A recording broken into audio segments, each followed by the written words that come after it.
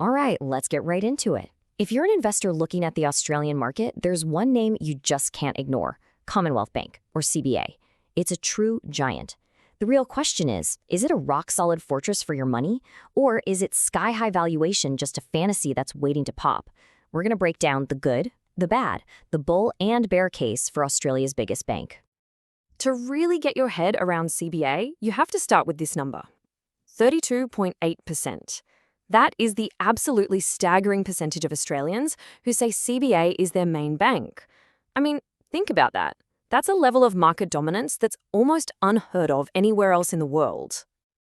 And, that dominance exists in a pretty unique environment. The Australian banking scene is a classic oligopoly, which is really just a fancy way of saying it's controlled by a tiny handful of players, the Big Four. But even inside that exclusive club, CBA isn't just another member. It's in a completely different league. And this chart right here is what that dominance looks like in pure, cold, hard cash. The scale is just mind-boggling. CBA's market value isn't just a little bigger than its rivals, it is literally worth more than its two closest competitors, NAB and Westpac, put together. For you as an investor, this isn't just a big company, it's a force of nature that defines the entire market. So, what's the argument for buying into this Goliath? Well, this is the bull case, and it all comes down to one simple word: quality. The idea here is that CBA is a defensive fortress, a business with a competitive moat so wide that it's almost impossible for anyone to cross. And that moat, it all starts with one key advantage. Let's talk about the deposit franchise. Honestly, this is the absolute bedrock of CBA's power. It's the massive pool of money from millions of everyday customers. Their paychecks, their savings accounts. This isn't just money. It's a super stable and incredibly cheap source of funding that other banks would kill for. And just look at the numbers here.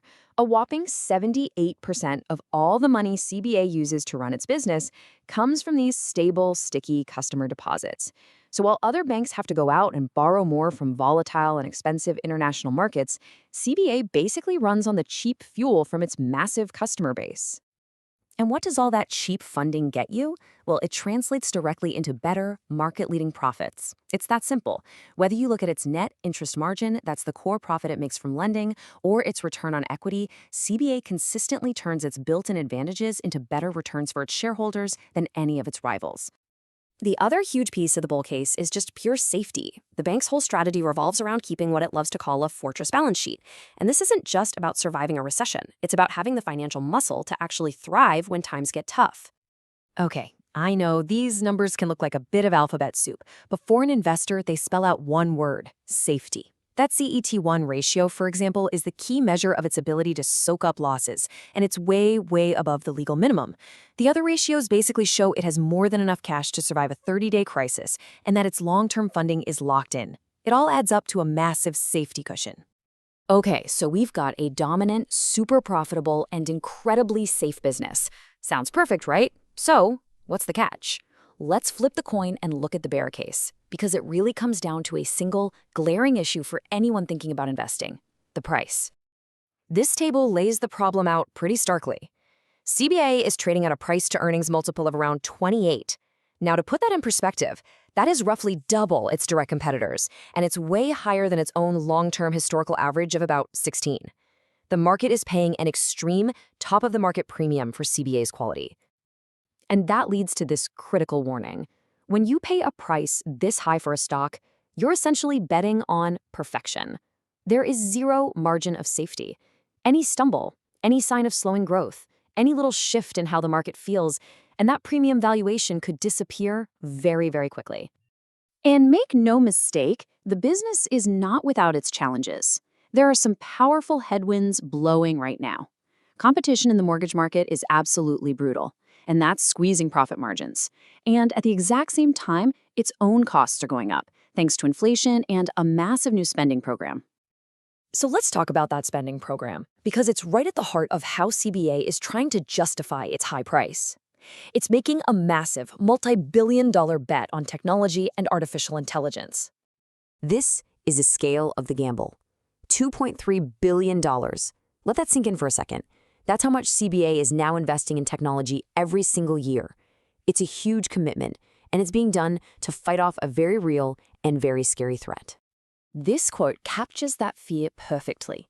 The absolute nightmare scenario for a bank like CBA is that these nimble new fintech companies win over all the customers with their slick apps, while CBA just gets left in the background, becoming a dumb utility that just provides the boring old pipes and plumbing. This tech spend is basically a defensive war to make sure CBA continues to own the customer. But, and this is a big but for an investor, this bet requires patience. In the short term, it just means higher costs and lower profits. The hope is that over the medium term, it'll drive some real efficiency, and then way down the road in the long term, it creates a new competitive moat built on technology. But that payoff is years away, and it is far from guaranteed. So all of this brings us right to the core conflict, doesn't it? It's the fundamental dilemma for anyone looking at Commonwealth Bank as an investment today. It really all comes down to this trade-off right here. The bull case rests on the undeniable quality of the business. Its market leadership is second to none, its profitability is superior, and its balance sheet is a fortress. The bear case just counters with one single, powerful argument: the price. You're paying an extreme premium, which leaves you no room for error against some very real headwinds the bank is sailing into. So at the end of the day, it all boils down to this single question. Is the undeniable blue-chip quality of this financial fortress worth paying an exceptional, almost eye-watering price? That's the trade-off. And the answer to that question is what will determine whether CBA is a wise investment or a fantasy built on hype.